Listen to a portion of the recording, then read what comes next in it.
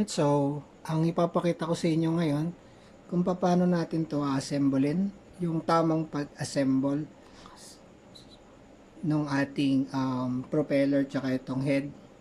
Okay, kasi may nakita ako, isa sa mga naging head or um, sabihin natin head namin sa dati kong trabaho. Bumili rin siya ng unit, yung dito niya napudpud na. Napudpud yan kasi mali yung pagkakalagay nito. May kita ninyo puti yan. Ayan, maputi pa siya. Yung kanila kasi ginagawa nila, buhos lang sila ng buhos. Second hand na nabili yon. So yung unang may-ari, buhos lang ng buhos. Hindi na to puti. So parang may pagka brown na. So ang tamang paglalagay po na ito, so makita ninyo ito yung ating rubber. Rubber, dito yan kinakabit pa ganun. Ayan. Tapos itong butas na to, doon yan papasok sa pinakadulo ng ating lalagyan ng ice cream. Meron dito sa pinakadulo na parang square. Doon natin siya ipapasok. Okay. So, hindi pa ganyan, mali yan. So dapat pa ganito yung lagay. Ayan. So pag gano'n, no? Ayun, no? Okay, pag gano'n. Malinis na po yung kamay ko, bagong hugas lang. Dito naman po sa head. Ito yung head natin. Ayan. So, huwag niyo pong kakalimutan to. Ito napupudpud po yan, itong part na to. May possible yan na masira, mapudpud, or maputol. So, huwag nyo na po hintay na sobrang nipis. Okay. So, pipalitan nyo na. Diyan nyo siya ilalagay. Okay. Next, yung ating rubber. Pag mali ang kabit nito, tatagas yung ice cream ninyo. Ikita nyo to. Ayan, no? May parang lobo siya dito to.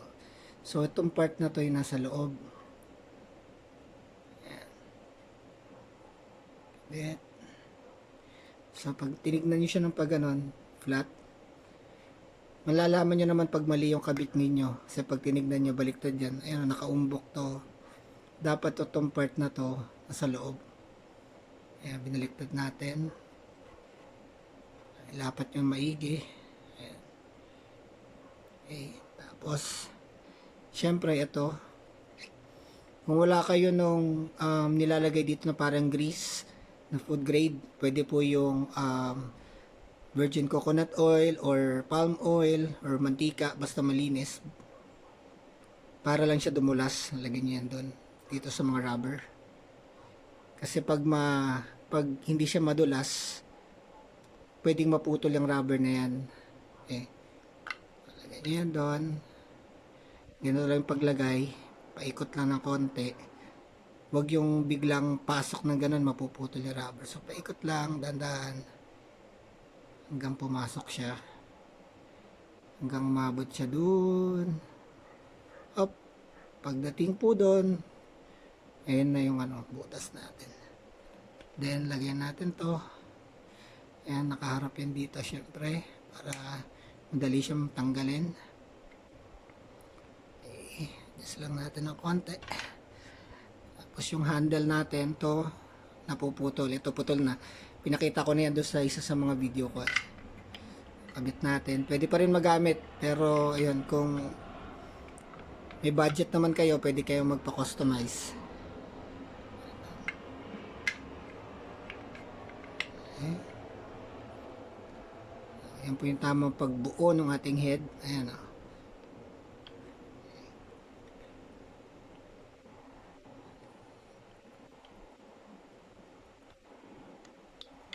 Pag na huwag kayong magkakamali dito, ayan, yung iba kayong iba, pag ganyan ang lagay, mali po yan. Dapat, ayun, no. Doon. Tsaka lagi nyo lilinisin dyan, no, nalalagyan, na-stuck dyan yung ice cream. Mapapanis po yung ice cream ninyo pag hindi kayo naglilinis ng head. Kaya dapat, everyday kayo naglilinis. Ito rin, na-stackan din yan ng ice cream. Everyday po talaga yan. Tatanggalin ninyo, lilinisin ninyo yan. Huwag kayong magbuhos lang ng magbuhos. Okay, so masisira kayo sa customer ninyo. Isa pa pong tip na mabibigay ko sa inyo, ito. So pag naglinis kayo nito, ito pwede nyo po itong sabunin. Huwag lang yung loob ng machine. So tatanggalin nyo po yan. Lilinisin nyo din po yan. Pati po ito, lilinisin nyo. Ito.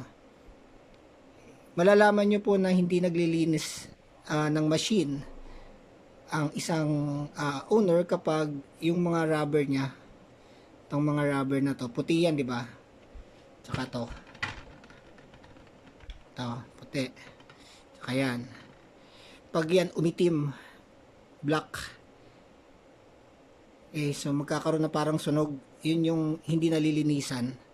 Tsaka itong part na to, puti yan sa, nakikita nyo puti, sa akin puti.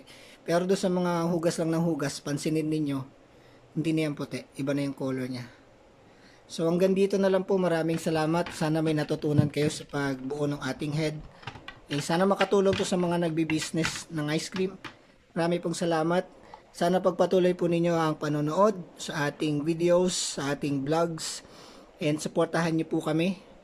Please do like, share, and subscribe po ng ating channel. Tulungan niyo po kami mapalago ito. Marami po salamat. Bye-bye.